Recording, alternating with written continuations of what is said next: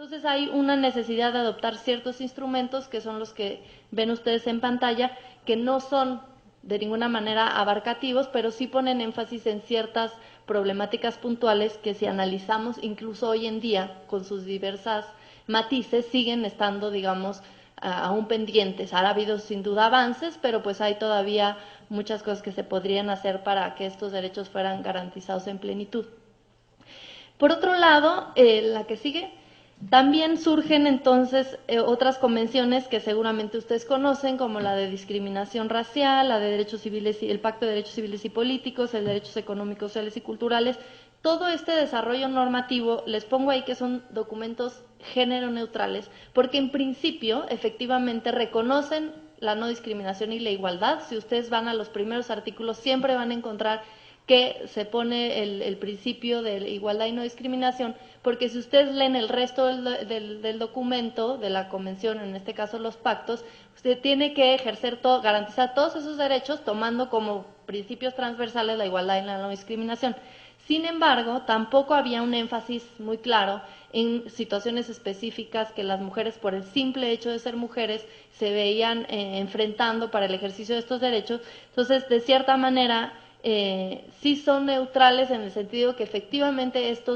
hoy en día estos instrumentos, aunados a la CEDAW, a la Belém do Pará y la interpretación que hay ya en la doctrina y jurisprudencia, son una herramienta muy poderosa y que no debemos olvidar cuando estamos hablando de la defensa de los derechos de las mujeres. Pero si uno hace un análisis, por decirlo de alguna manera, meramente académico, no abordan problemáticas específicas de las mujeres, ni nos dan tampoco una posibilidad, digamos, de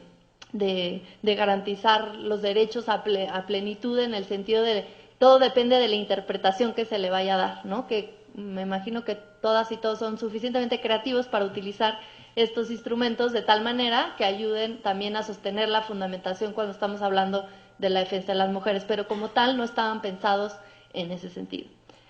Por otro lado, la que sigue, nos volvemos a hacer esta pregunta que les hacía yo al inicio: ¿por qué un instrumento específico si ya teníamos la Declaración Universal, los pactos que son tan conocidos de discriminación racial, etcétera, y además de estas convenciones con ciertas temáticas sobre los derechos de las mujeres? Bueno, si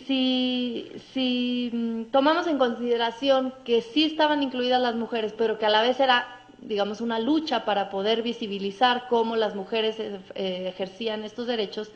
bueno, pues la CEDAW, la que sigue,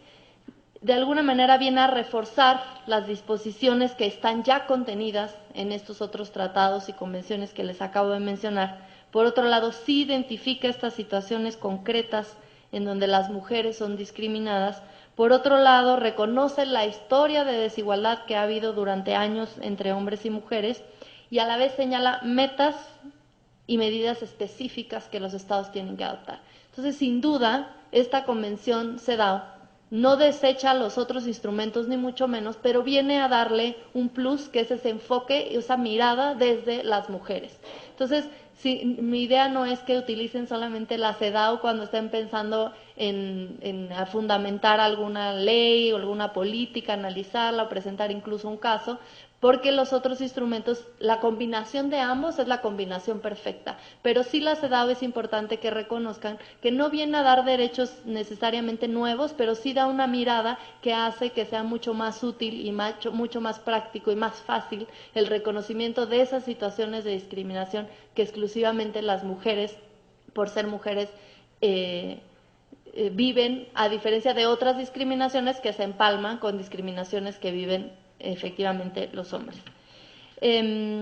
Por otro lado, la que sigue,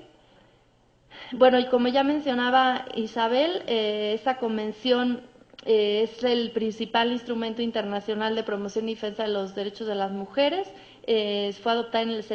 79 y México la ratificó el 23 de marzo del 81, y actualmente cuenta con 185 ratificaciones, y es un número bastante alto, tomando en consideración que hay 192 países en Naciones Unidas,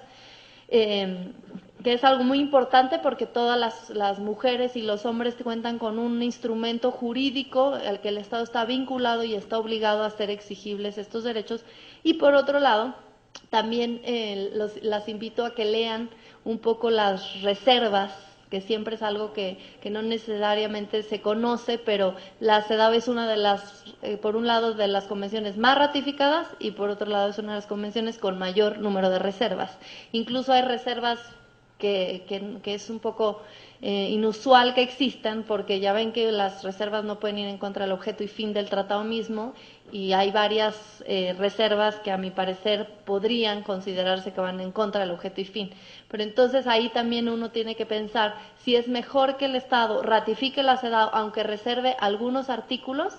Ahí ya cuando son artículos claves que cruzan toda la convención es más problemático, pero si quedan algunos otros, las mujeres en ese estado pueden